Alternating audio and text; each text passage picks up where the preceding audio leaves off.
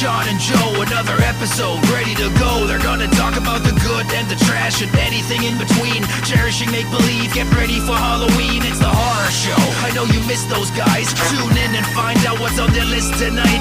They butcher and dissect, take apart and mutilate. Listen to your two favorite brainiacs communicate. It's the horror show. Hello, everybody, and welcome to The Horror Show, the show that dissects, mutilates, dismembers, and butchers all of your favorite and not-so-favorite horror movies and other horror-related events. I'm Sean. I'm Joe. Hello, Joe. What's going on? Nothing. More importantly, what's going on with you? We're recording a little... Well, actually, I was going to say a little late on Sunday, but it's not a little late. It's actually very early on a Sunday. But because... you had some shit going on. Never ends, man. It's like every week I got something. Yeah, I'll share it. People will probably get some enjoyment out of my misfortune. Had a bit of an accident yesterday. So I have this. I'm not going to say. So I fell off a ladder. It's full disclosure. But saying you fell off a ladder makes it sound like, you know, I'm an idiot and I'm clumsy, which both may be true. But I'm gonna try and justify this a little bit. So, I have an extension ladder which was given to me from my dad. I don't know how tall it actually goes. I was using it at like 10 feet yesterday, but he gave it to me, and it's a ladder that we had at our house growing up, you know, for as long as I can remember. And this past summer, my brother Matt came over, and we were doing something that we needed to get onto the roof, and I pulled out that ladder, and Matt was like, dude, please throw out this fucking ladder. Like, Matt was like, I don't feel safe climbing up on it. I was like, yeah, I know, but I'm a cheap ass. So like, it's fine. So it's an old fashioned one. Like the new ones don't even look like this. It's heavy, it's tall, and it has two latches that you put over the rungs. Like after you extend it, you put it over the rungs. Those latches are incredibly rusted. And that's what was like freaking Matt out. Matt was like, are you sure it's safe? And I was like, yeah. Like I'll say at the bottom. So anyways, yesterday, my garage, I have a detached garage, and it has a second floor, or not a second floor. It just has like an attic level where you can store stuff on, but it's 10 feet above. So I need that extension ladder. So Tina went out with the kids to her mom's house, and I was like, I'll do some fucking cleaning. And that's the only ladder that's going to reach up there. I have 3 other ladders. So I needed that one. But again, it's only like 10 feet. I just needed to throw some boxes up there. So I climb up, I get to the top rung, and like I check those latches because they make me so fucking nervous every single time. So like make sure that they're on. I get on the top rung, I hear the latch like moving because it's so fucking rusted, and then it just snaps. So I'm on the top rung and the ladder snaps. It moves down. And for those on video, I'm like using my hands, but it moves down, and like I'm up. Like this is not an exaggeration. I'm up top, and like you can hear it, and you're just like, I have nothing to grab onto. And then I was like, hopefully it just like, you know, falls and like spurts, jerks me a little bit, and I'll just climb down.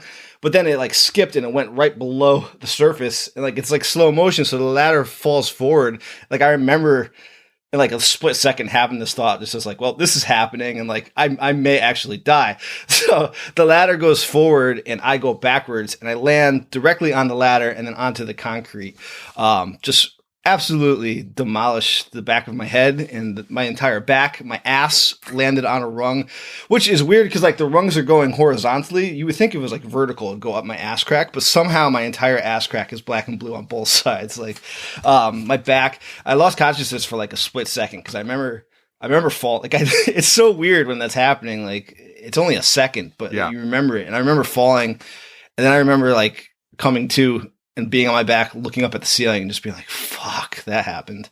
And I lay there for like another 5 minutes. I was like, I should probably try and get up, like make sure I can move.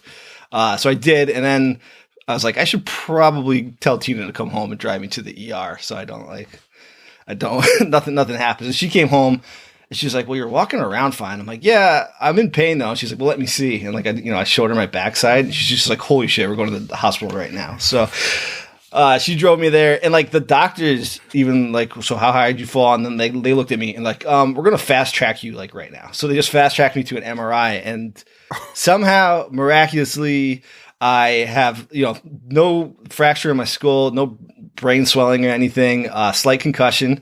So if I sound more stupid than usual, that I'm going to blame it on that. Yeah. And I didn't break a single bone in my body, which I honestly can't believe. Like my tailbone is just absolutely fucked. My tricep is so swollen and black and blue, and my whole back is. But yeah, I'm good. I'm good. You know, my tongue. I bit on the fall too. It's like pretty swollen, so if I sound a little different too. I mean, I'm fucking banged up and I'm super sore. That's why I wanted to record a little earlier today. But that's my story. Could have been a lot worse. So I'm very, very thankful. Yeah, no. So when you told me about it, so I had a ladder fall once, like years ago. James was little. And mine just slipped. It was icy. It slips. The bottom slipped out from under me. The ladder goes down. But I was like, I held on to it. Like, I don't even know how. Like a fucking animal. And it just fell. And like, I fell face first on it. But like, Yeah. I had such a grip that I was able to like, I fucking was sore.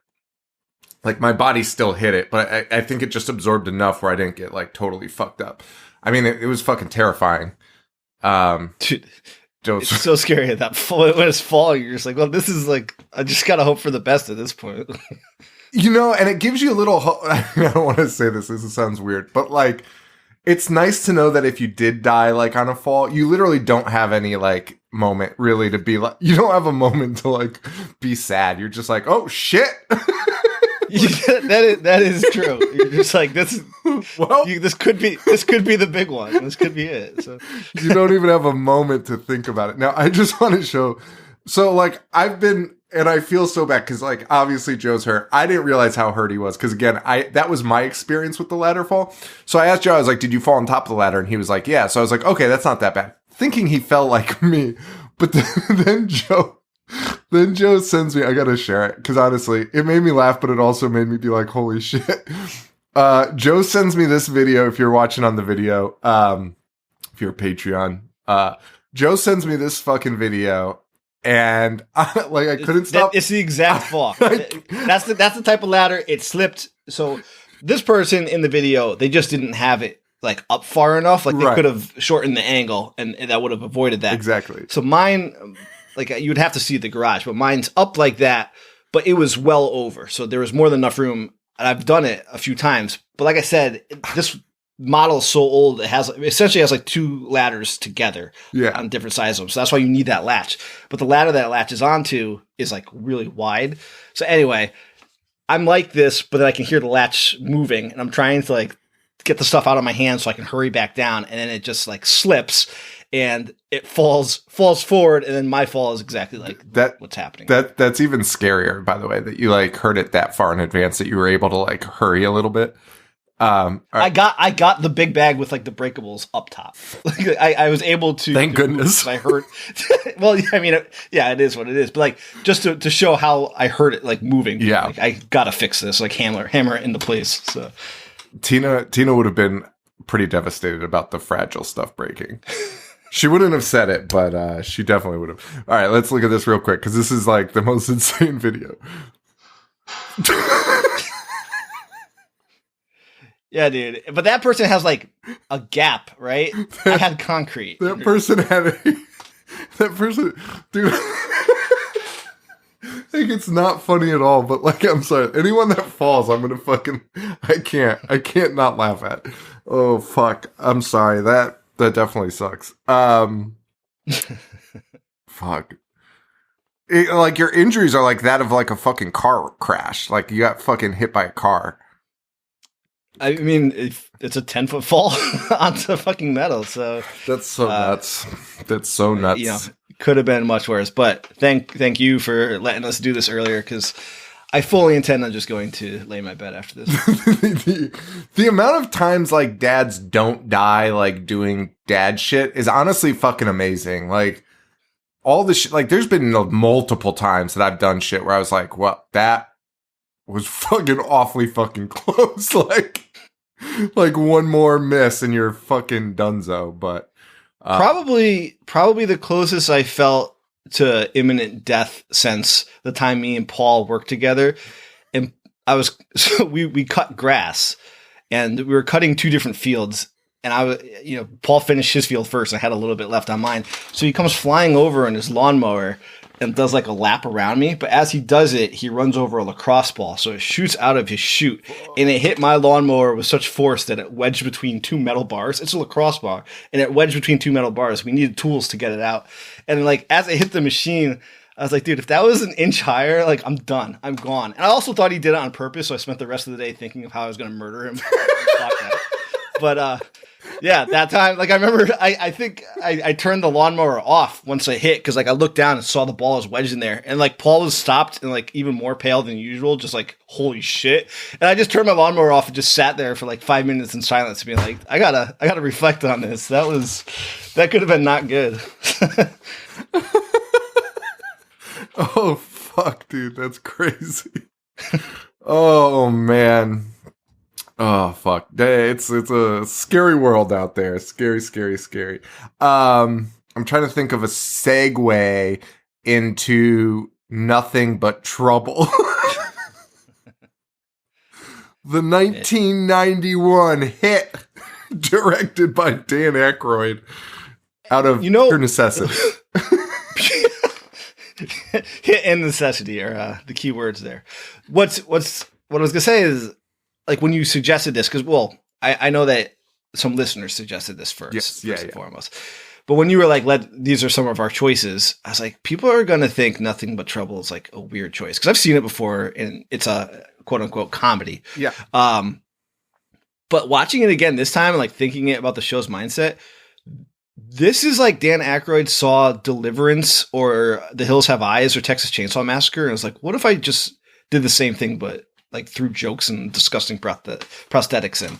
And that's what this is. Like, I'm not so sure this is a comedy. No, it's not very funny. I know what it is.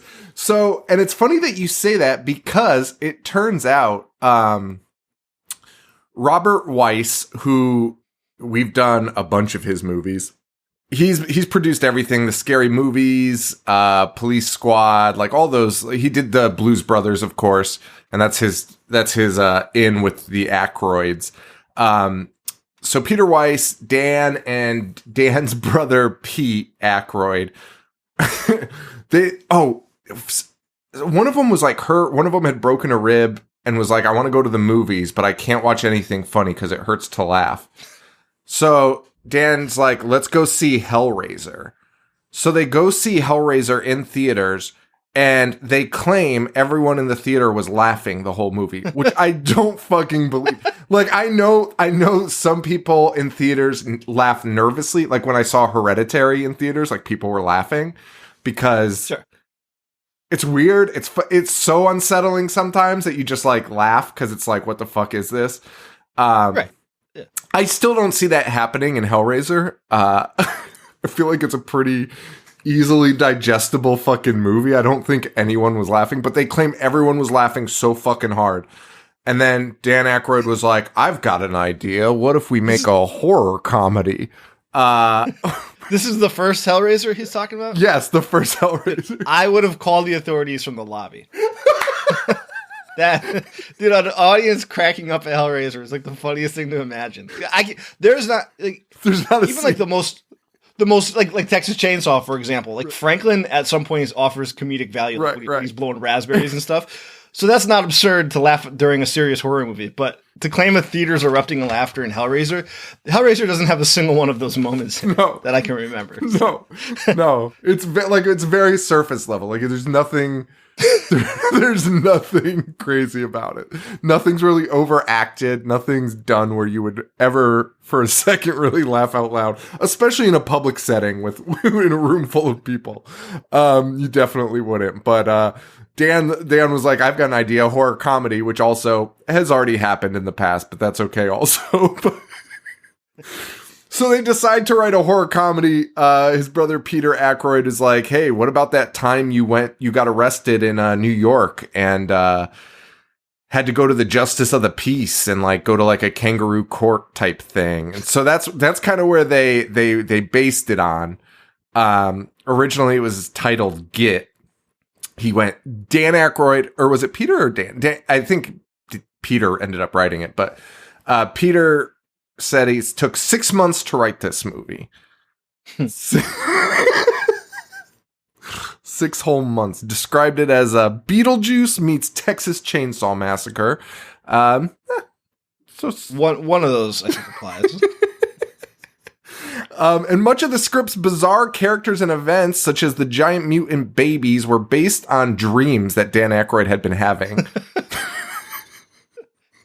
Fucking weirdo. Get help. Don't make a movie. Get professional help. Dreaming about little Bobo. It's like legit, like watching this movie and knowing Dan wrote and directed it with, well, he wrote with his brother, but wrote and directed it. Honestly makes me see Dan Aykroyd in a very different light. Like you lost respect for him. Sort of, like not so much respect, because I don't know how to say this without sounding like an idiot. I don't think he did a bad job. Like, I don't think, like, it's not a good movie, but I don't think it's just, where would this come from? Why would this come out of your brain and be like, this is what the American people want? Like, so, dude, your inability to describe how one should feel about this is perfect, because that's how I also feel. Because I was trying to think, do I like this movie? No. But do I hate this movie? No, I don't. It's just, but also, for such an established director and writer, as you said, an established cast. Yeah. How do you put John Candy, Chevy Chase, Demi Moore, and Dan Aykroyd in a room together and just not have it be wildly outrageous, when we've seen movies from all of these people with just them and it be wildly outrageous? Right. So, all of them together, it's such a bizarre film. It's so weird. It transcends expectations to it. It's crazy. It's so weird. And it's crazy. We just well, I shouldn't say it was last year, but we missed its 20th anniversary last year, which February 15th, 1991, this came out, had a $40 million budget. I don't know where that money comes from. That's fucking insane. It has to be the prosthetics and Chevy Chase's wallet, right? A lot of it went to Chevy Chase's wallet. And that, by the way, it still went over budget by $5 million. and the box office was $8.4 million. No one went to go see it, which is not surprising. The original title for it was me and Joe talked about this last night. And this is honestly one of the craziest things. Sometimes there's just facts that are so fucking funny that it boggles your mind. And it usually involves when a cast member or a director or something is just so devoted to it that it's just what, there's no backing, it's just full throttle. And the original title for this was Valkavania. I can't even say it. Dude, if you look at the word, it's hard to read. Valkenvania. You have to double take it. You'll say it twice before you actually say the fucking word. That's what they wanted to call it. Dan wanted to call it specifically. And right before release, the studio, Warner Brothers, is no, that name's fucking terrible. Obviously they did probably test screenings or whatever, and people were like, what the fuck is that? So they changed it to Nothing But Trouble, and it was so it hurt Dan so bad, which, by the way, Nothing But Trouble doesn't describe the movie any less than Valkenvania does. And Demi Moore says that line in the movie, so it's not it's a completely random title they chose. So it's just a weird name, but Dan was so upset that he released his own press release being it'll always be Valkenvania to me. Did a tour circuit to talk about how wronged he was by changing the name. That's the most bizarre thing. I would never go see a movie called Valkenvania. I said that to Sean yesterday. Nothing But Trouble did poorly as is. Right. Can you imagine if it was called fucking Valkenvania? Nobody's going to see that. No, because Nothing But Trouble, and Dan, you see Nothing But Trouble. It's Dan, Demi, and Chevy. You're and John Candy. You're oh, all right, it'll be something. You're not imagining this by any means, but you're imagining a fun comedy about getting into trouble. Exactly. Valkenvania, you're just I'm not watching that. I don't even know what the fuck that means. I've never seen a dumber word in my life. Dude, even with that cast at that time, I'd be like, I'm absolutely not seeing that. Whereas, like you said, Nothing But Trouble, I would watch those guys get into trouble, right? Right. That sells me. Yeah. Fucking Valkenvania. Go fuck yourself. Valkenvania. We have an acting debut in this film too. Ooh, we do. Ooh. Mr. Tupac Shakur. Oh, of course. Yes. As part of wearing New York Yankees jersey. West Coast till he dies, baby. You know, he used to be called MC New York. I actually did not know that. Tupac, though, you know, it's I don't know if this is like a popular video that's made its rounds. I know you showed it to me years ago, but it's so funny because like Tupac in this is like very young. He's very young. But it's like very much off the heels of this old video of him. I think he was like 16 or 17 in it. And he's like talking about how he wants to be like a thespian. You know, do you remember that video? Yeah. It is talking about he's at his like sister's hairdressing school or something. It's so weird. He's just hanging out talking and he's like, I just want to be an actor. And it's just like in that moment when you're watching that video, you're like, oh, this dude might have been playing a part. Like, I mean, that's always been the criticism or counter argument to Tupac that people have made, which obviously, look at me, I shouldn't be the last one talking about Tupac's street credibility, but people had always said like they felt, even though he talked on the records, he was playing a part, and like he played in Juice, you know, he played Bishop, and they thought that kind of persona took over his hip hop persona as well. So, hey, I'm not going to discredit anything he's done in his personal life. I don't know, but I could see that might take some ground there. I mean, it wouldn't be the first person that's done it. It's not a discredit to him. Like, I mean, fucking Ice Cube, an actor. Ice Cube, fucking, you know, like all those guys, like, oh, I shouldn't say all of them, but like, I think when you look at like drill rap today and you're like, oh, that's real. That's scary. Like, that's depressing. That's very sad. Like, I don't like this. And but like those major label ones, like there's a lot of that. I think there was a lot of that going on. So it's not even a discredit, but it is interesting to see him, and especially here, like super happy, super young, wearing New York Yankees gear. And he's here with the Digital Underground, right. Who he was their backup dancer. That's what got Tupac in the industry. So he's there with Digital Underground. He has a verse on this song. He'd released his first debut solo album the same year, which sounds nothing like what you're about to hear on in this movie.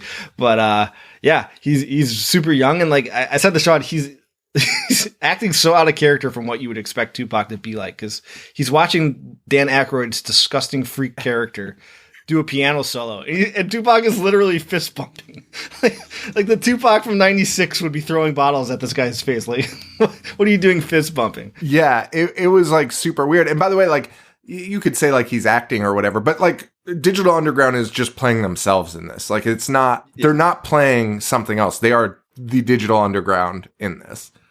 Yes. Which, by the way, I totally fucking forgot Shock G died, and I am like honestly reeling right now still from remembering that happened. That is fucking depressing, dude. That guy was a fucking character, man. He's great. Great. And he plays both himself and Mr. Humpty Hump in the movie. Like he'll do the Shock G verse and then he'll turn around and he'll have the fake it was crazy. Eyeglasses on. It was crazy. I don't know, like I never watched like a lot of their videos or anything. I don't know if he's ever done that before, but it was fucking amazing to watch. Yeah, he has, but it was great to do it in a fucking feature film. Yeah, it was so cool. I was like, "Wait, what the fuck?" Yeah, I thought that was fucking awesome. So obviously the big thing to talk about here, besides the movie, which we'll probably breeze through, but like that's why I wanted to talk about some of these other things too, is what a fucking asshole Chevy Chase is.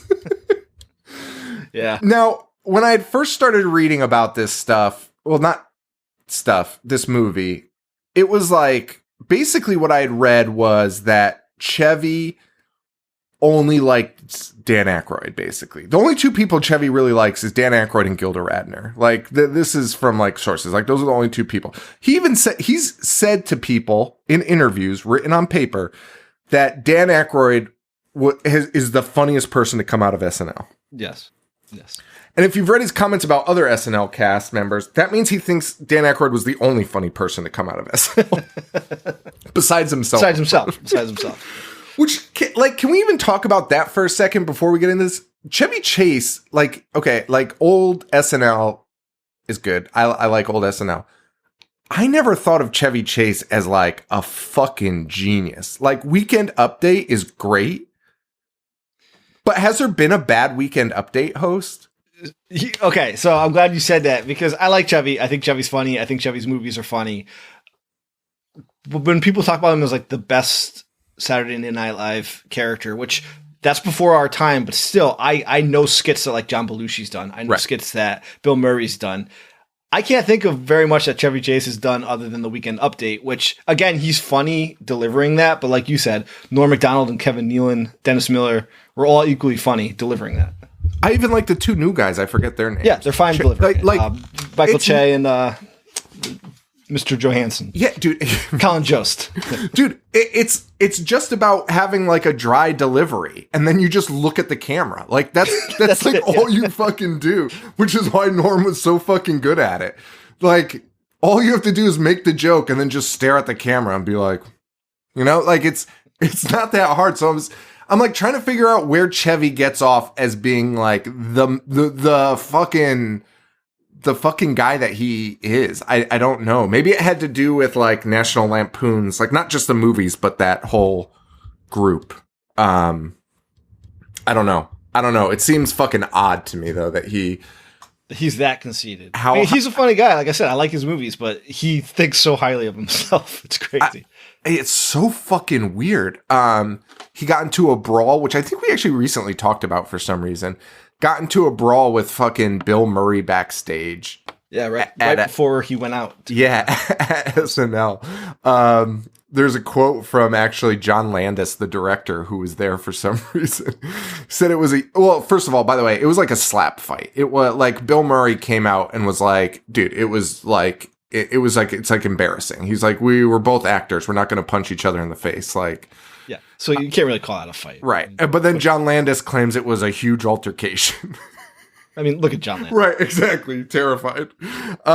But it was so funny because the only thing that he said, the funniest part he said, was that they were calling each other terrible names. The best insult, which made a huge impression on me, was by Bill.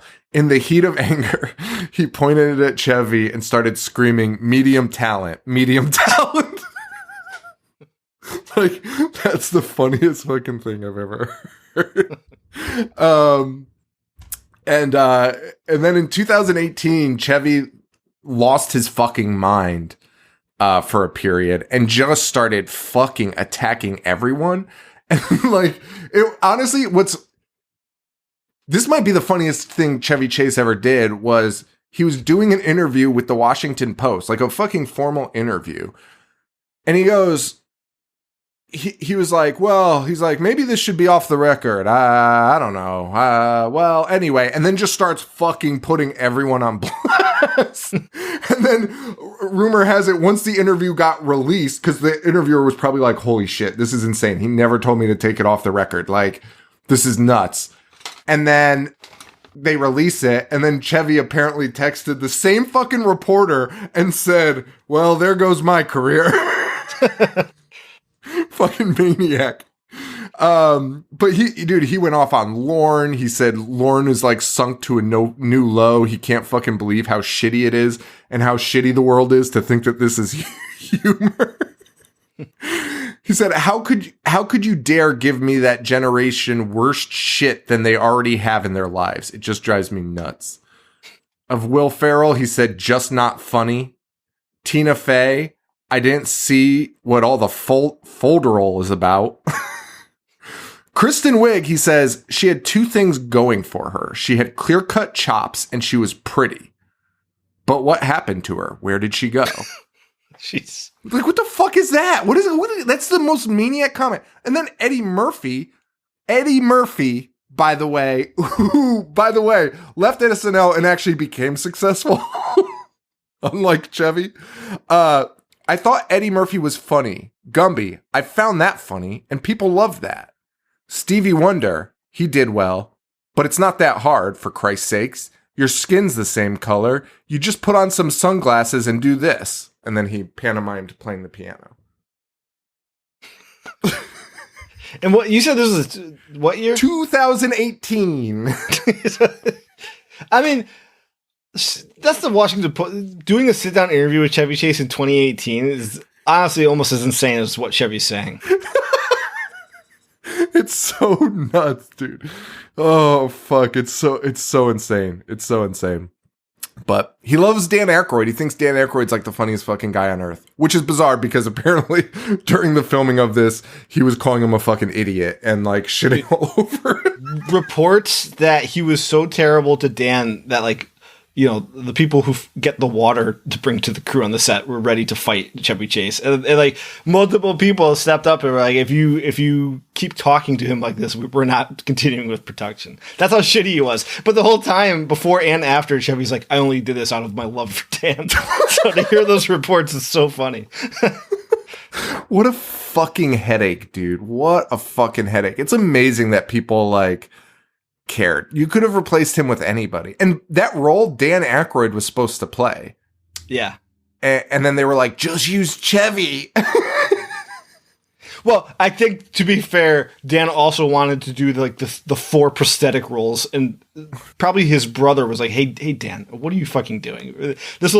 Playing all of those roles would delay. Like, how long must it have taken to get those prosthetics on? Forever. Could you imagine having to shoot scenes where you would have to wait for Dan to get those prosthetics on, and then also get it off to do the same scene?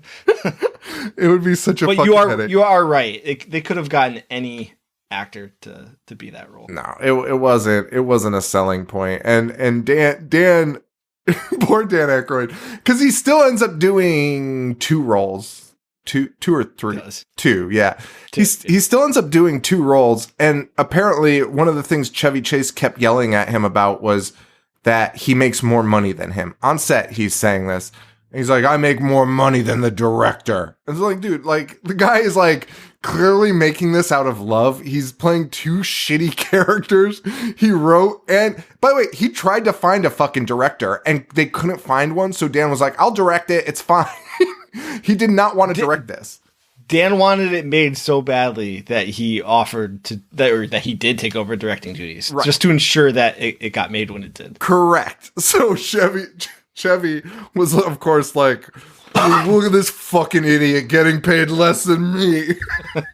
What a fucking nightmare. I would have just shut it all down. Fucking nothing but trouble. And that's nothing but trouble. In a nutshell, to start it off with. Also, a Daniel Baldwin in there. Throw a Daniel Baldwin in there. Yeah, very, very briefly. Very briefly. Who's... The whole premise to this is, like... It's not the worst premise you'll ever hear, but it's just so insane that these big name stars decided to make this. It's alarming. And then it's also alarming that they were like, I guess the studio was like, please use John Candy also because, like, let's load it up with talent kind of thing. Like, yeah. And like, they gave him like such a bizarre, I forgot about the 2 roles. Role. Yeah, he has 2 roles. So now it's even more bizarre. I don't know. Like they give regular John Candy very little screen time. They give John Candy's second role too much screen time. And in that screen time, that character does not speak. So it's just John Candy dressed up as a woman, making just like noises the entire time. That's it. That's all she does. Imagine using John Candy, like one of the most talented I shouldn't say talented actors, talented comedic actors at that time, and being like, we're not giving you any lines. It's akin to putting Daredevil in the X-Men movie and sewing his mouth shut. Hey, John, we know you're super fucking funny. For 60 minutes, you're not going to speak in this movie. You're just going to make passes to Chevy Chase. Who's probably berating you. Yeah, just telling you how disgusting you look. Oh, fuck. All right. Well, I gotta look this up. Shout out to the person if they still listen or if they still follow me.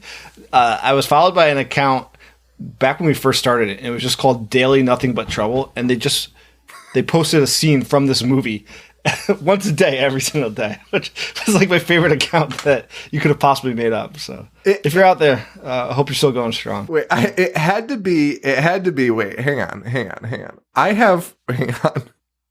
Because this guy, I have to shout him out. Because, like, I can't. Patreon picks? No. Movie ideas? Fuck. Hang on one second.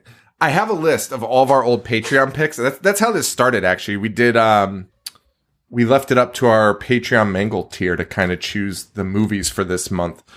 I sent the list of the movies we were going to do to I almost revealed her name. Reagan. I gave her the movies that we were going to do, which we'll talk about at the end, but she was like, "What the fuck is the theme of this?" And I was like, just people choosing stuff, just our Patreon choices. But this guy has been asking for nothing but trouble for fucking years. Oh, I don't even have it. I'm like, hang on. I have to shout him out. Like, he has, like, every time I was like, hey, does anyone have any ideas? We're like, we're in a jam, just need a quick movie idea. This dude has been like, please do nothing but trouble. And I was like, we definitely will. Like, I know it'll happen eventually.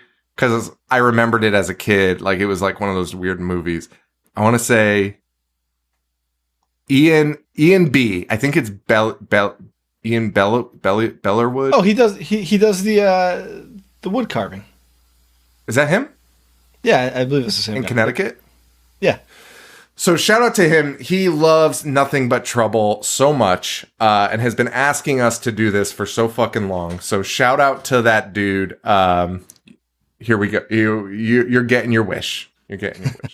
Nothing But Trouble. You open up with, we meet Chevy, a rich dickhead. You meet Demi Moore, who is an absolute knockout baby. She's looking great. Moore's character, Demi's character, is furious when she finds out her ex, is doing some type of deal at a landfill. He's turning something into a landfill. It's unimportant, but she needs to get to Atlantic City immediately. And Chevy, who she just met, she goes up to his apartment and is like, I need your car. And he's like, how about I drive you? Both of these are creepy things to do. Don't do either of these things. Don't ask strangers for their car, and don't get in a car with a stranger who will drive you to Atlantic City. And Chevy, for some reason, is aware of the landfill and her ex. It's so weird because they really are setting this up to maybe be a moment later in the movie, and it's really not. It was so heavily emphasized. Yeah. Just to set up the plot point that they're going to get stopped on their way to Atlantic City. It could have just been like a passing one sentence conversation. It literally could have just been picking up a hitchhiker. This is bizarre that this is how could have just been friends going to get to Atlantic City, right? They didn't need to be strangers. And also, Taylor Negron, is that how you say that? Yes, Taylor yes, rest in peace. Oh man, classic character actor. I love that guy. He is fucking great in everything he did, and I think we shouted him out recently in another movie too that we did with him in it. Great in Angels in the Outfield, Fast Times at Ridgemont High, Biodome. Biodome. Yeah, he was fucking great in those movies. I'm trying to think about what movie he did.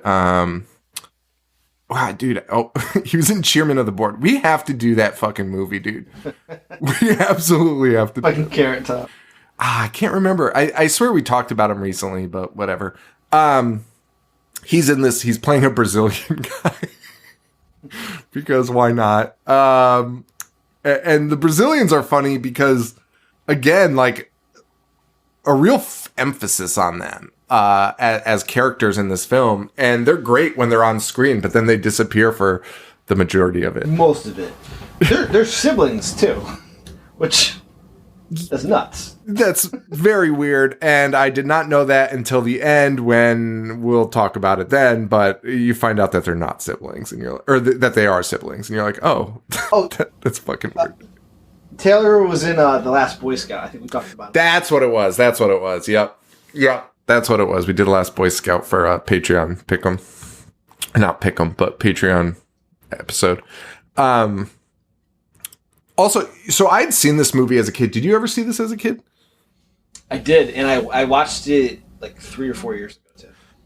It was like such a, as a kid, it was always on TV, probably edited. I don't know. But it was always just so bizarre. Whenever I caught it on TV, I was like, what the fuck is this? It was so fucking weird to me. One thing that my memory never captured, though, during this was that it takes place in fucking New Jersey. Well, I mean, who would think that? It's so like, nuts. The rural Texas, like Texas Chainsaw Massacre. Right. It's insane. It's like one of the scariest settings of all time. And then you realize that they're like 3 miles away from Atlantic City. You know what else I saw? Well, actually, back to that. When we drove to that con in Philly last year, we went through some towns that would have fit in very well with Vulcanvania. Actually, you're 100% right. That was like actually a little bit terrifying. That was so scary because there were roads. There were humanless roads. Oh yeah, there was one town that was like a house every 3 miles. That was bizarre. Crazy. Where do they fucking grocery shop? Oh my god, yeah. I don't know. But they enter Vulcanvania. The Brazilians, Chevy and Demi, they all go together. You see this insane billboard for Vulcanvania that's like, it's like a car accident with dead bodies scattered all over the ground. And it says, he should have obeyed the law, like, welcome to Vulcanvania. Yes. Corpses with white sheets all over him. And the cop is holding a child, a baby, like with the dead bodies around him. It's the weirdest fucking thing. And this town is, like you mentioned earlier, it's very Deliverance, right? It's run down. Yes. There's like vent pipes all over the streets, shooting out smoke and flames, and you don't know what the hell's going on in this town. And they like pass bikers, which they're like, oh god. The bikers are the best looking. If I saw the bikers, I'd be like, oh, we're safe. Those are human beings Agreed. with leather jackets. Like, they shop places. Like, everyone else was like a raggedy old, like, Deliverance, like, toothless. The fucking bikers were the best part, but yes, houses falling apart. It was wild. And they rolled through a stop sign, our crew, and we see the chief's constable, village police drive by. They tries to pull him over, and it's none other than John Candy. Yes, which Taylor and his sister are begging Chevy to just outrun the law, which is insane, dude. Like, John Candy's got the sirens on, he's behind him. Yeah, and Taylor is like, just floor it. This car's so much faster. And Chevy's which again, like, maybe if you were in, Texarkana and it was the 1970s, but this is 1991 in New Jersey. In New no Jersey, for you to think that you should do this. No one would ever think that. And unfortunately, unbeknownst to them, the chief's constable has 2 rocket boosters on his car, like the fucking 60s Batmobile.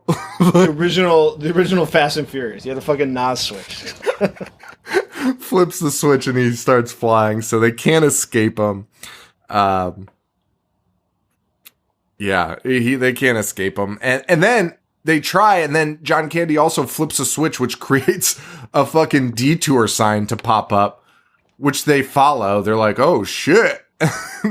Which, by the way, you watch this. They are 20 feet from this enormous street sign that's right slowly popping up. Like, where did this come from? A fucking Looney Tune cartoon. Which is crazy because the end is literally, dude. Like, the weirdest part about this is like, the end. I forgot, dude. The weirdest part about this movie is, it doesn't know how to balance itself. It feels like it wants to be over-the-top cartoony humor, which would have been fine. But then it gets like fucking weird and seedy, and then you're like, oh, that's fine too, but like, it's a little weird. The way they balance it out is just off-putting. is all I'll say. It's very odd. So John Candy chases him up this dirt road, and they end up getting caught because they get pinned between another police officer. They're brought in to the courthouse / school, is what they call it. It's not. It's just this guy's house. It's just our boy Judge Alvin. Fucking. There is nothing to make you believe that a school would take place there. No, but I think he says it. He's like, it's the old courthouse schoolhouse. Oh yeah, no, I'm not disagreeing with him. I'm saying I'm disagreeing with the writers. Oh yeah, like I don't even know why. I mean, we don't have to get into it that much. If you just dissect the writing in this, you'd be like, what the fuck is happening? But we meet Alvin Valkenheiser, who these Dan Aykroyd stuck on this like Valken name is so weird to me because it's just like it doesn't roll off the tongue. It doesn't work in any comedic setting. Valkenheiser. They bring him in. They meet the judge, who's like, "Oh, John Candy's like, these trials only take a couple minutes." And Valkenheiser is Dan Aykroyd in the most insane prosthetics ever. They're so gross to look at. It is off. It is so unsettling. I would legitimately be embarrassed if I was making a movie and then when it was done to be like, "Hey, Sean, check out this movie I was in." I would just actively like try to make sure people don't go see that. Imagine if you directed it too. You directed it and you film your first scenes in the makeup and then you go back to like review, like look at the dailies and you're like, this is a problem. And that's why especially that scene with Digital Underground was like zooming in on his face and he's making those overdrawn expressions. He's got like, Dan is acting insane. Dan is fully invested in Alvin Valkenheiser, and he's full. Dude, he is in character, and he loves it. And you could tell he fucking loves it. It comes out like he was having fun. He's the only person there having the time of his life. Yeah, I think that might be the problem. Is that Dan is so much into this, and everyone else, including Demi, they seem completely uninterested in being there. Demi's probably like the second most excited to be there, but that's not saying much because she's clearly not very thrilled, but she's probably like, well, it's going to be in theaters. I don't know. Was this her first movie or like, no, it couldn't have been her first. No, she's established at this point. Was she? But yeah. Oh my God. I got to pull up her little filmography here real quick. That's so crazy. Cause like, yeah, I mean, I liked her in it. She was a knockout in it. What was her first movie? G.I. Jane? No, what? You can't. No, Parasite, a horror movie. I know she's in St. Elmo's Fire. Yeah. I think that was like mid. Blame It on Rio. St. Elmo's Fire was 85. Oh yeah. So she was, I mean, that alone, if you were in that fucking movie, you just got. Yeah, she was in Ghost the year before. Oh shit. So that's crazy. She's like box office draw at this point. Yeah. That's nuts. Wow. Good for her. Dude, One Crazy Summer I've never seen, but that fucking sucks. I remember the poster so vividly from the video. Fucking dude, Sean. Not to get, I mean, we've been off topic this whole time. This movie has the most annoying performance from Bobcat Goldthwait, who's already annoying in everything he is. I would honestly recommend everyone to watch One Crazy Summer just to see how obnoxious Bobcat is throughout this entire movie. It is exhausting. He must have been so tired acting like that. It's unbelievable. That's amazing. When did you watch it and why? Well, why do you think I watched it? I watched it. Tina said it was like one of the best movies ever. My fucking wife. Yeah, exactly. It was like 2 or 3 years ago. My favorite is like she doesn't even stand by her opinions after. She's just like, thought that was better. She will own up to it immediately. Like, well, I was wrong. I love that she just has these like great memories of everything. Like you told me, like, because she actually grew up in, like, a pretty, like, tough town in Connecticut. Like, not a great town. And you were telling me that she was, like, with a neighbor friend or, like, a family member and was, like, couldn't believe that there was, like, violence down in that neighborhood again. And the neighbor or friend was like, Tina, like, that was happening every day we were down there. Yeah, just completely oblivious. And she was like, no, it was so nice. And she was like, it was not nice. It was terrible. Yeah, that's right. She's just always looking on the bright side of things. Yeah. But I do. I love that. Do you see? I'm on camera. You see this fucking? I was actually gonna this crack. I was gonna question about. I've never seen more light enter a basement in my life. It's that one window is just shining directly into my eyes. It's the brightest basement ever. Most naturally lit basement. So where the fuck are we? Oh, so they get arrested. They're in front of the judge. And they revealed Dan Aykroyd in this, like, they hide his face for like a minute, and then Dan Aykroyd pops out as if you're gonna be like, oh shit. And like Dan, like this moment, like Dan just goes off the walls, and it's like not even to this character. Like this character is just like, there's no consistency with this character, Alvin Valkenheiser, because he like stands up. At first, he seems very like a very confused old man, like John Candy's like helping him get through things and be like, Judge, they're here. Like, I think we should let them go. And the judge is like, rah, rah, rah, like confused. Dude, his hands is showing his hands, and they're just trembling. He can't hold on to a license, right. which then he'll do an enormous piano solo, the best piano solo you'll ever see. Right. So he like starts off as this confused old man, and then he pops up from behind the books and is like, "Shut up!" And you're like, "Oh, okay." He's an angry, confused man, and then starts just like being like, hookah, hookah, hula, hula, hula, hula. And you're like, what the fuck is even happening? It makes no fucking sense. And then he drops him into a pit full of squeaker toys. And John Candy seems like he might be the voice of reason in this movie. You think he might be the one that, might help our heroes get out of this mess. Because he's like, why'd you do that? He's like, they were just speeding. Like, which what we know about this house and what goes on here, I mean, John Candy, just don't bring them in. That's a great point. All this, John, you don't have to pull anybody over. You actively choosing to. You know that the house is filled with traps and like booby traps and death traps. Just don't bring them in and leave it into the hands of your fucking dad or grandfather. That's the best fucking point. Being confused. They're only speeding. Yeah, John. So then why let them go? Look at everyone. He's murdered 8 million people here, John. Like, what the fuck are you talking? Piles of femurs outside. Oh, I didn't expect him to kill these guys.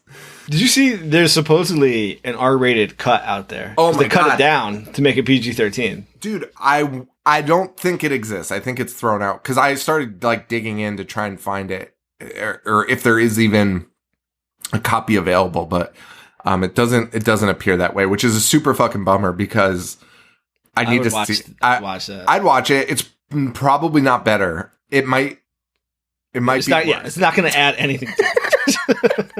It's a not couple going to more add femur any. bones. Yeah. No, it's not like R is going to immediately make this better. It's not at all. But whatever. It's like whatever.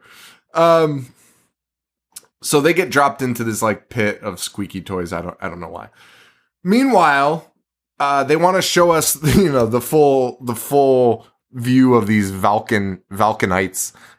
So we see Dan Baldwin, who plays a New Yorker. Very Italian New Yorker. And he gets got by John Candy, who this time, he's not as nice as Chevy and the gang. So he pulls out a fucking machine gun and is like, get into my fucking car.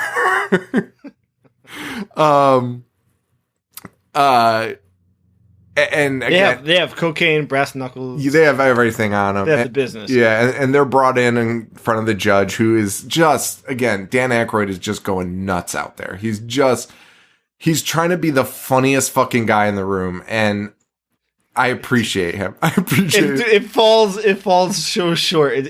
That's what I was trying to get at before. Is such a funny guy who's like naturally funny. Yeah. Well, I guess that's the thing, right? Dan always plays like the straight guy. Yes.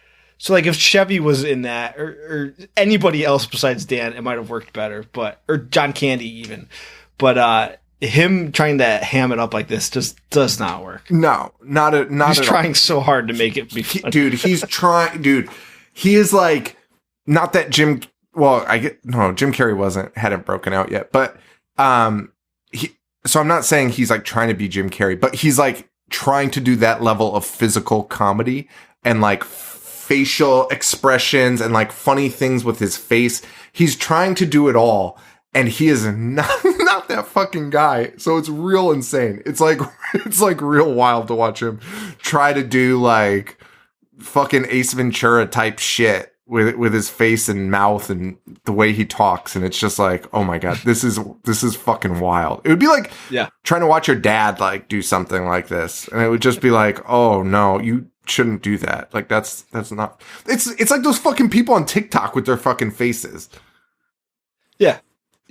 It's fucking insane. It does not. It falls very short. It falls very short.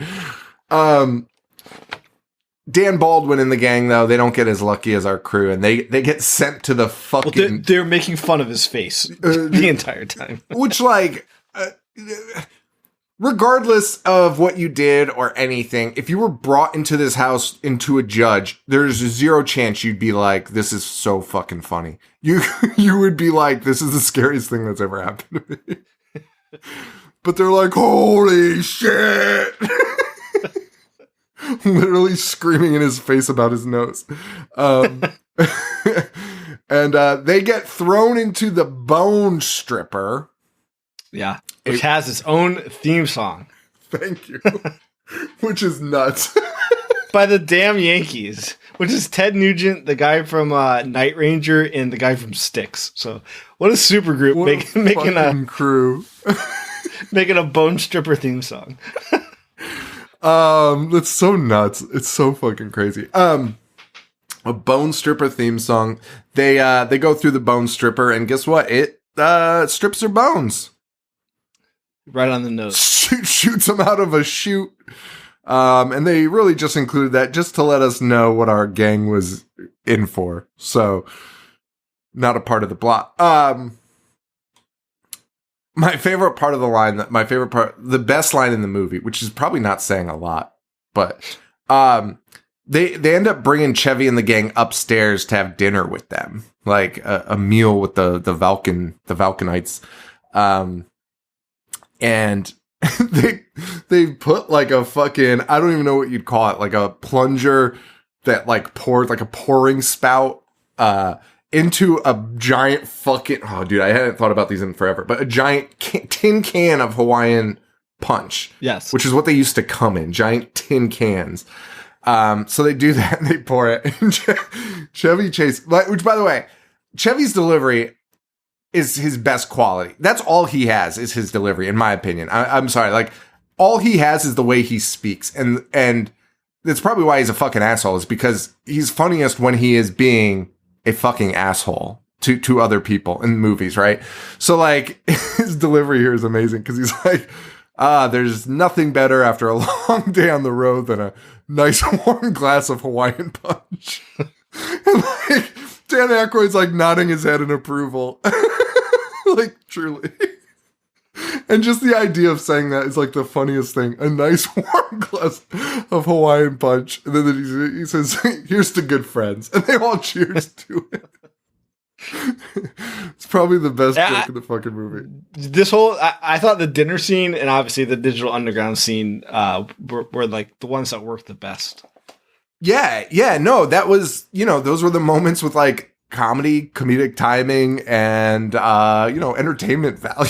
that wasn't Dan Aykroyd just being like Because, like, that's what they really relied on for the majority of the movie, was us to be laughing at out the judge. Which, again, this is 1991. To think that to make a good comedy, you just have to have a large man making funny noises. Just being like, I'm gross. Like, that's all he is. All he's doing is being like, I fart a lot. Like, he's just saying gross shit to, like, gross out.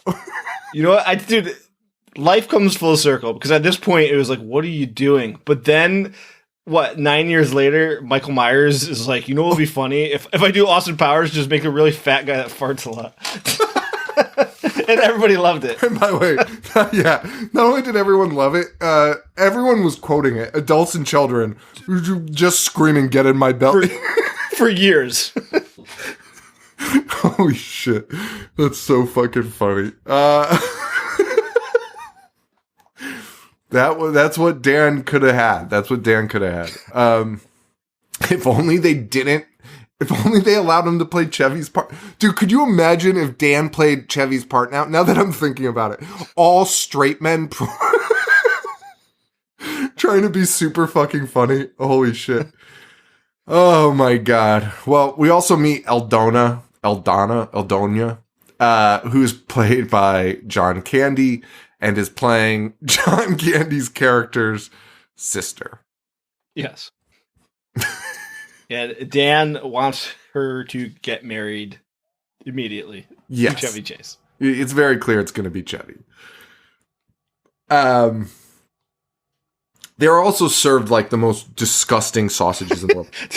Dude, those sausages were so repulsive. I also wanted to make a point of bringing that up. Everything in this movie is so phallic and disgusting. I just want to fucking throw up. Everything shakes a little bit too much in this movie. Yes. The sausages had like a tip at the end that shouldn't have jiggled like that. Right. Everything jiggles in this movie a little too much. And you're just like, fuck. Like, this is so fucking gross. And in this scene also, speaking of phallic, they randomly change out Dan Aykroyd's nose to a dick. Like a tip of a dick. A legitimate dick. A tip of a dick. A dick. Because Chevy even makes a point. Because you as a viewer are like, wait a second. But then you see Chevy also looking like, okay, this is intentional. Yeah, but why? They never it was so weird because usually when you edit a scene like that in a comedy, you do like the what? And then it cuts back and it's normal. Yeah. And then it cuts back to Dan and the nose is fine. That doesn't happen, so you're just like, what the fuck was that? It's so fucking weird. But yeah, it's a very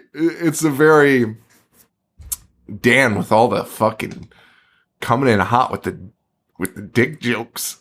Also, an earthquake happens, and we learn that they are sitting on top of a fire that's been burning for fucking 60 years underneath them. I think they said it was like 1926 or something like that. So that's that. The Brazilians, though, they're fucking done. They jump up. They're like, let's get the fuck out of here. They jump out of a fucking window to try and get away. They are thwarted by John Candy, but they say they try to strike a deal with him. They try to strike a deal with John, but doesn't look like it's going to go so well. John's like, nope, get moving, baby. We'll find out what happens to them after. While that's happening, Chevy and Demi also try to get out, but that is thwarted by whatever her name is, Aldonia, who grabs them both, and they're just in trouble, right? They go to bed that night, Chevy and Demi, only to be awakened 2 minutes later by their bed spinning out of control and the door opening. They hop out, they run, and then they're just in like a cartoon. Just doors are opening. They open a door. It's just full of bats and bat poop. And the joke there is Chevy goes, "It's the bat room." And you're like, okay. Okay. They open another one and there's like a tombstone in it. And again, not really a joke. It says she didn't duck. So I thought something was going to happen where they would have to duck. Come at their head, Yeah, but it's just a wall coming. Yeah. You know, ducking would have killed her anyway.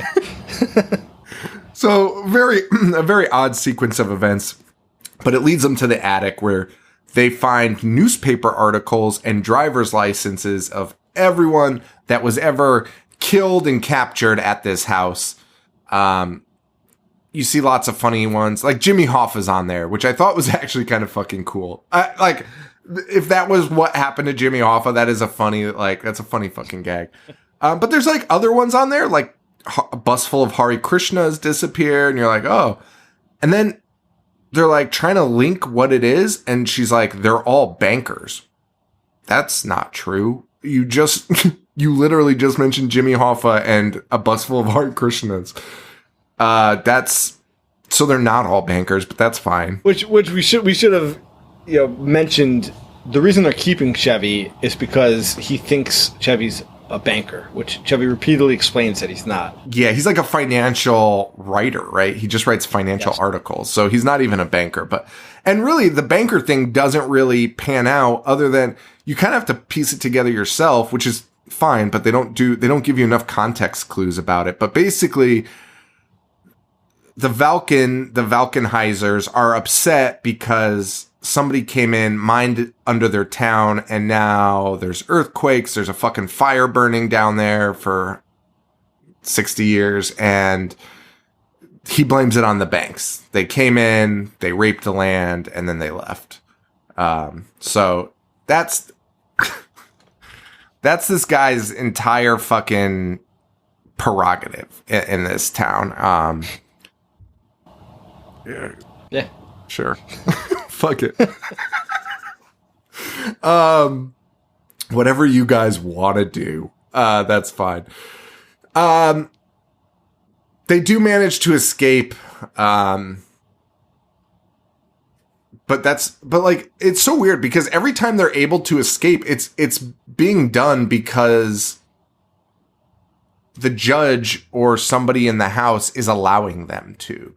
So, like, they're trapped in the attic, and then suddenly you'll see a hand pull a knob, and a door in the attic will open.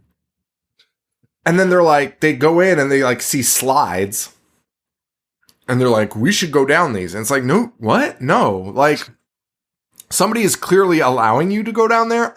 Why would you ever go down that?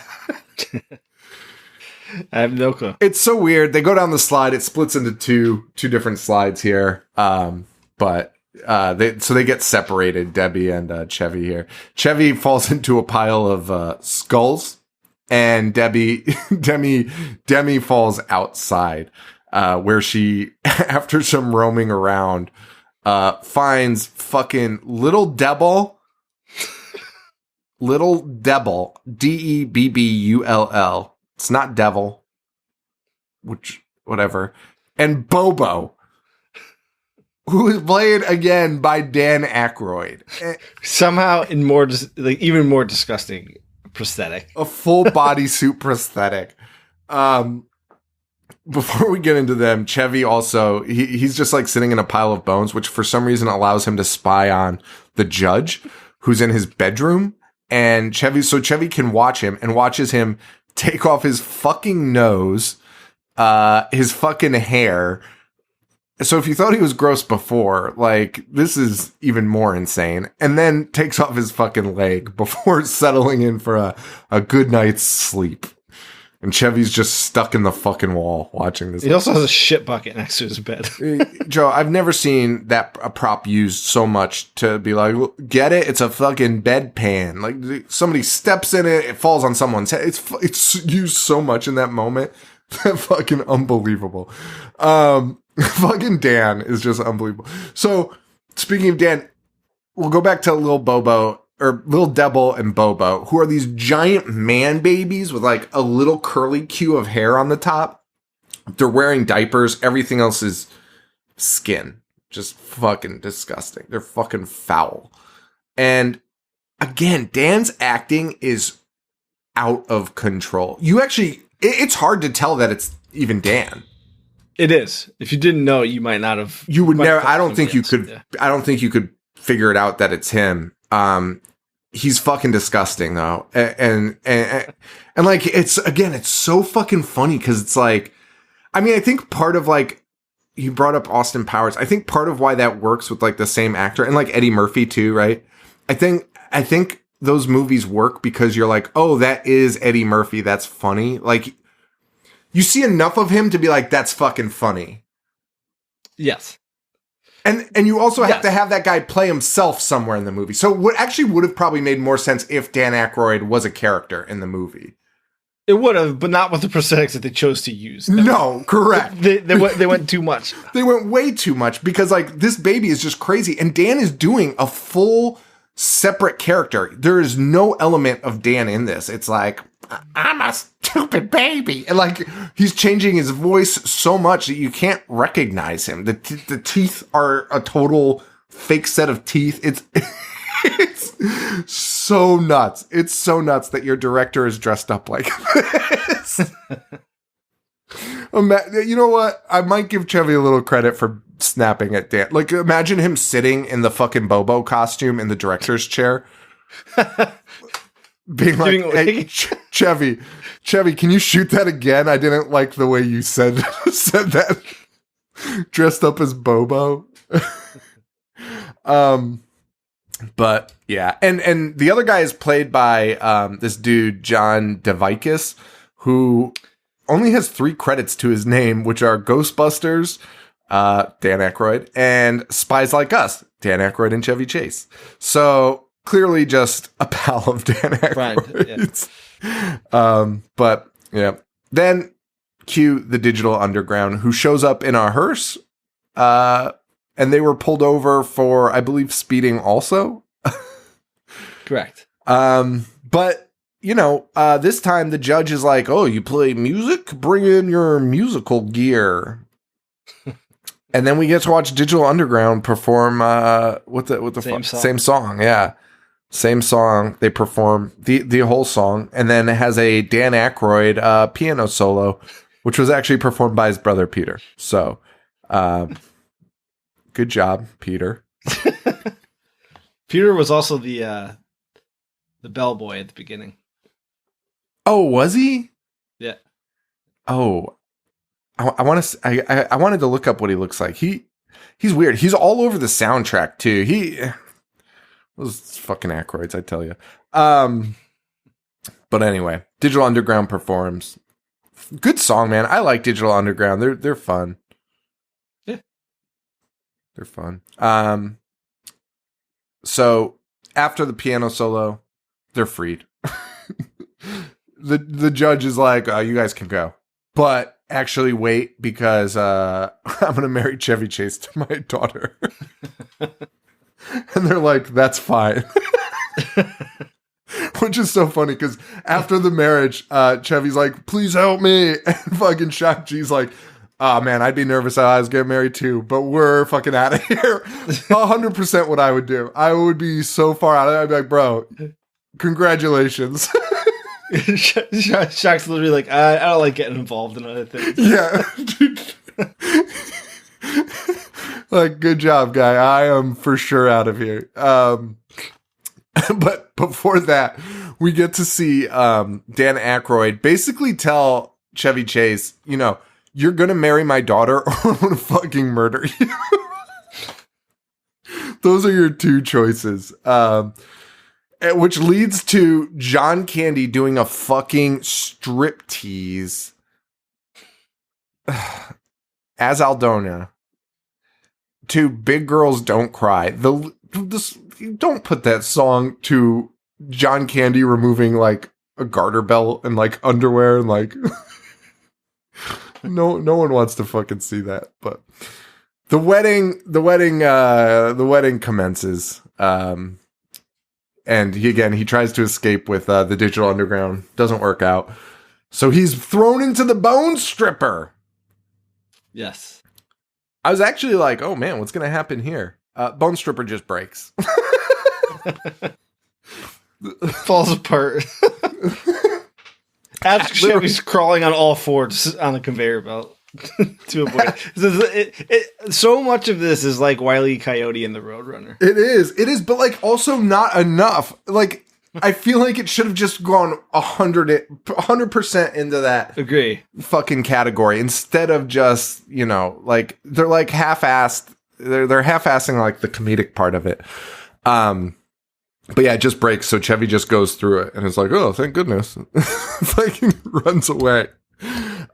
Meanwhile, Demi, she's just been hanging out with the twins this whole time. Yes. Kind of at like as their prisoner. So it started out as I thought that they were all going to be buds and like they were going to be again the key to escaping. But then like the next scene we see her and she's in a fucking cage, like playing cards with them. And I was like, cards with them, yeah. Well, that kind of fucking sucks. Like that doesn't pan out that well for her. But she's just manipulating them, which again I thought she's manipulating the winner of the card game, right? Which you would think she would then manipulate them into being freed, but literally she's just making sure one guy doesn't win. That was like the craziest thing. That was actually like, again, like I'm not saying I'm a better comedy writer than these people. I'm just saying there's just rules to comedy movies and they work. And like, that's what should have happened. Because she's like, they're playing a game. I don't know if that's a real game where you put your hand down, you like slap your hand. Is that a real fucking game? I'm not sure, but they're doing that for prizes. And one of I think it was Little Devil is like, if I win, I get to have Demi. Yeah. Which she's just being like, well, Bobo won that one, and then making up reasons why he won. Right. Showing that they're easily manipulated. Right. Both of them are like, oh, yeah. Because he like slaps first. He slaps the cards first. Everyone else is last. And he's like, I won. And she's like, oh, no, actually the person on top won. And the last person won. And he's like, oh, okay. So I was like, oh, now she could be like, if I win, you have to free me and fucking win. And that doesn't fucking happen. All that happens is the fucking judge comes out and is like, get out. And like yells at the kids, the two fucking babies. So it's so fucking... Dan Aykroyd is so loud in this movie. I've never heard a louder actor on screen. Dude, could you imagine what it was like doing those scenes? Dude, you know he fucking dying laughing. Like... Dude, I would have paid anything to see the bloopers and no one else laughing except Dan, like ruining his own shots laughing with bloopers. Being like, this is too funny. So they free Demi from the twins, and she agrees to help get Chevy, because all they want is Chevy, who has escaped. So they're like, we're gonna use you to get him out, and then you can go free. We don't care. Also, the ground is falling apart, and no one seems to really give a shit too much. Like the fucking judge's cane goes through the dirt into fire, and is like, "Look, would you look at this?" Very alarming. But instead, Demi does the old switcheroo. She tells Chevy to run away, and the judge doesn't take kindly to that. So they put her in this machine to chop her up using snow plow blades. Yep. But Chevy saves the day by rolling a barrel of gasoline down a hill, exploding, causing enough damage to free Demi, and they barely escape the plow blades. They run away, run up the hill, they hop onto a train, and they're free. Yeah. That is not the end of the movie, though, my friends.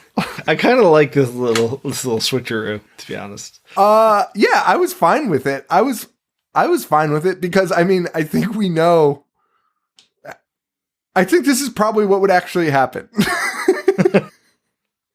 Just given the way this world works and the way politics work, I think this is more likely to happen than like we think. Because so they escape on the train. We next see them in a police station in a great scene where they're both talking over each other, trying to explain what happened. They've got a diagram of the yard and the bone stripper. It's actually really cool. And they're telling the police all of this. And the police are like, oh, okay, well, we need you to come with us so you can, point them out to me. And Chevy Chase is like, the guy removed his fucking nose like 3 inches from my fucking face. Like, I'm pretty sure I could identify this guy without going there. And they're like, no, let's just go. So they go. It's like an entire fucking army of state troopers show up. They return to Valkenvania to apprehend the maniacs. Alvin opens the door. Judge Alvin opens the door and is like, "Hey, guys!" And they're like, all of them simultaneously, "Hey, Alvin!" Yeah, they go back and first off, Alvin's playing like he doesn't know what they're talking about, and everything's like removed and hidden. And the cop's like, "Are you sure this is the place?" And Chevy's like, "Yeah, this is the guy." And then I forget what Alvin says, but he's like, "There's something behind you."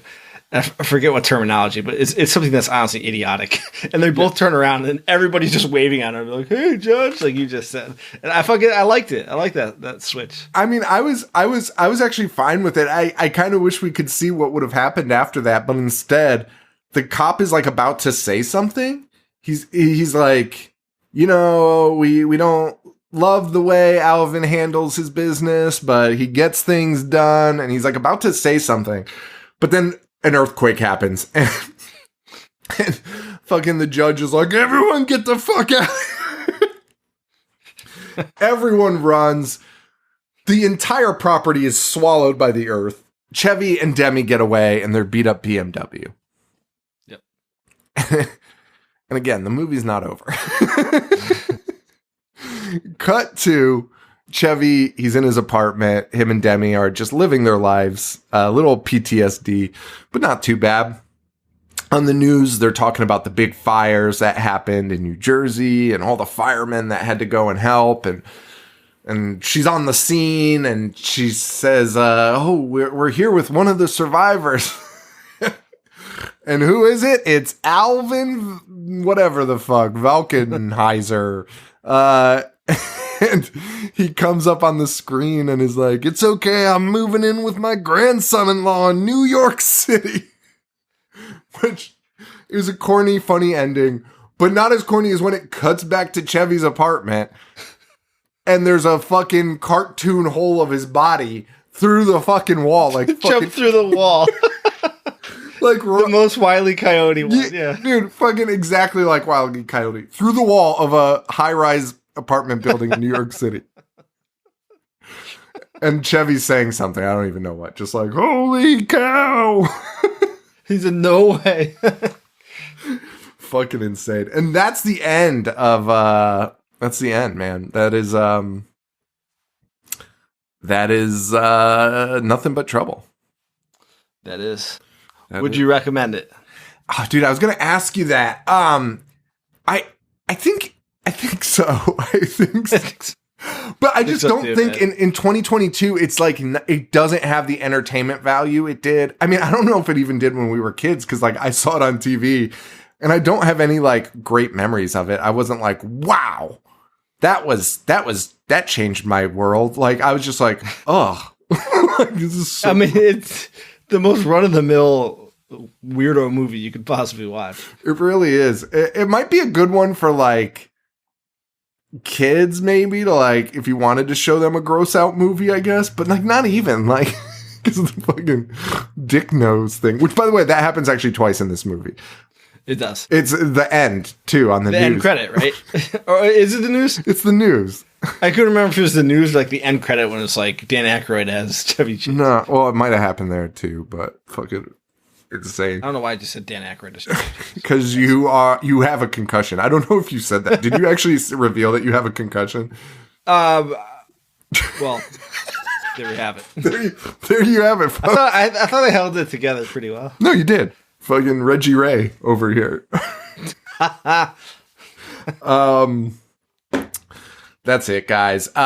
Thank you for listening. Thanks to Patreon for all your support. Hey, next week we are going to do another pick from the Patreon choices, which is, I'm so excited for this, Blair Witch Project 2.